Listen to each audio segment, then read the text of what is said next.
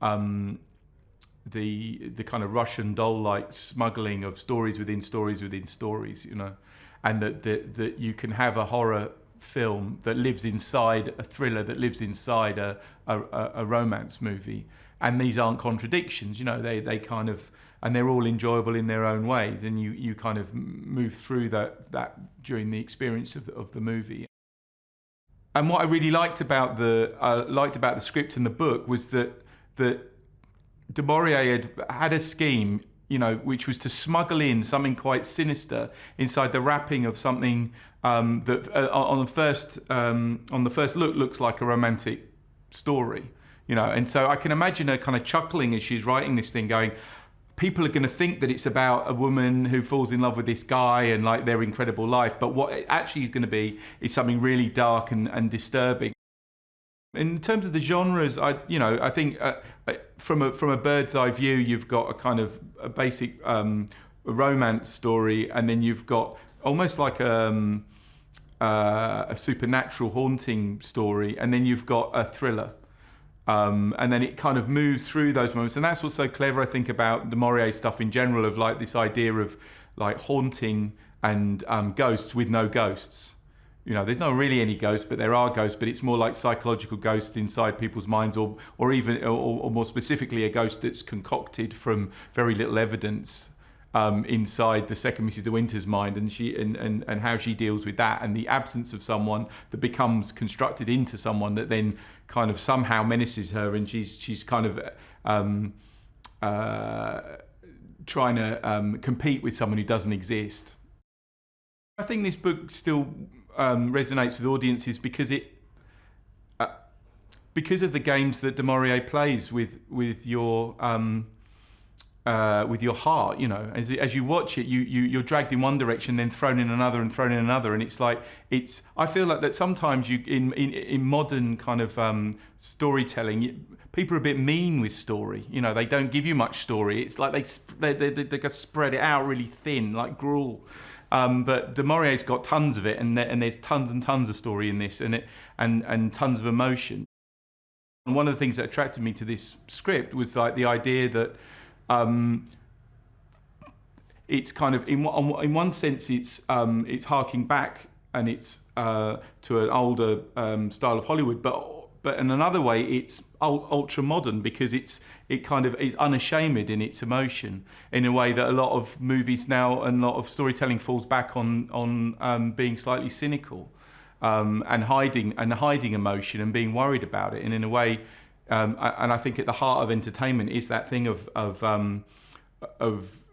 getting to grips with characters that are full of emotion, and then how you interact with that emotion. And that's what made those movies so brilliant in the first place, And I wanted to play in that field, and have and experience what that was like to make a movie like that. I wanted the audiences to fall in love with the characters and to invest in them fully, so they just felt that they were there with them, and they wanted them to succeed as a couple. So it's got those kind of elements of Prince Charming and rags to riches, and and she's plucked from a kind of from obscurity and brought up, and all those kinds of things that happen in the romance movies. But then I wanted the audience then to feel worried for them and afraid for them, and terrified as the more kind of the more sinister things that du Maurier had stacked within the book happen, And I think that's the thing I always want from a film, is like is that journey of of coming out the other side and going, God, geez, I can't even remember the beginning of the film. I've been through so much. There was an idea that Maxim's golden suit, he was like a kind of almost like a prize. So at the beginning, he's like this great golden thing that she's getting hold of, but then as she develops, she becomes that thing herself. So then she has this golden suit that she wears at the end. So you get this kind of bookending of color coding of the characters. As he diminishes, then she rises. This is the third film I've made with Clint Mansell, composing the score, and we've got a really good relationship, me and Clint. But what I wanted for this movie was, I wanted a big score, like a big like a lot of underscore and a lot of punctuation with music underneath the emotions. So, you know, I was kind of, it was a bit like kind of getting him ready for a big prize fight. You know, he's kind of, he's got to do I was going to him, this is going to be huge. It's going to be like, it's 3 albums worth of, it's going to be a triple disc set, this soundtrack. It's like, you know, and psyching him up to it, because it's a ton of music. I think it's like 90 minutes across the whole thing. And, you know, and it's just fantastic. The second Mrs. de Winter role is very difficult. You know, it's a very skilled role. She's got to play, there's a lot of fear and a lot of paranoia, but that can edge into being, you know, onto the other side of that, which is like annoying, you know, or kind of too needy. So she's trying to play the strength across the whole thing is a very difficult thing, you know, and also and then she's in the situation of having to do it in all loads of different locations all over the place. So the actual schedule of the whole thing is all split up. So it's like to track that role across all those different days is very, very difficult. And they needed someone with the kind of range and strength of Lily James to do that. Armie I've worked with before on a film called Free Fire.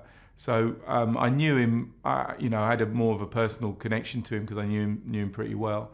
And the thing with Armie is like, he's, you know, the whole kind of performance side of it, again, it's like a given that he's like a really great actor, but he's a kind of odd throwback to a kind of 1940s, 1950s kind of heartthrob, I think.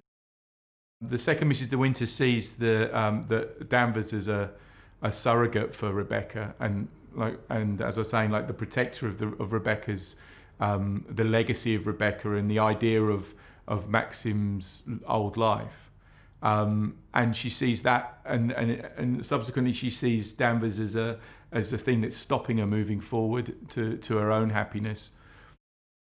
They've had their romance in France, and they return back to to Manderley, which is his country house. And you think it kind of, that should be the end of the film, really. That should be like they've got married, it's been brilliant, and then they go back to the house.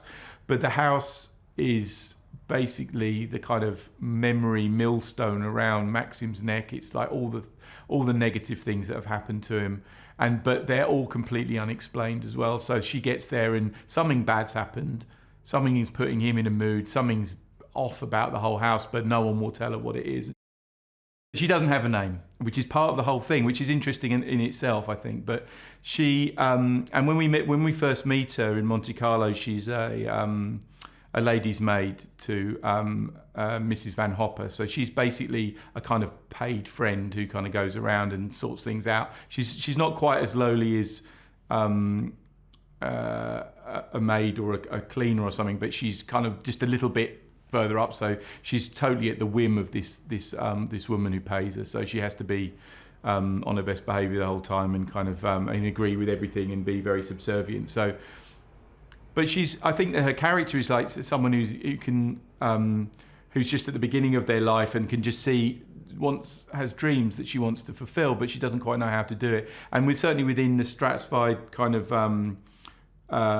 class culture of the 30s would be very difficult to get out from underneath that. Maxim de Winter is a kind of British aristocrat / international playboy, and he's a guy who's like the current generation of a long line of people who have been moneyed and had loads of, had a big house in the UK, and he's lived a charmed life, really, and at the moment he's on holiday, or hiding, should I say, in France after his wife has died, and he's the gossip on the Croisette is that he's that he's heartbroken and destroyed by his beloved Rebecca dying, and he's trying to find solace in kind of in the sun and sand of the south of France. Mrs. Danvers is the housekeeper, and she was sort of, if you're to believe her, she was Rebecca's best friend as well.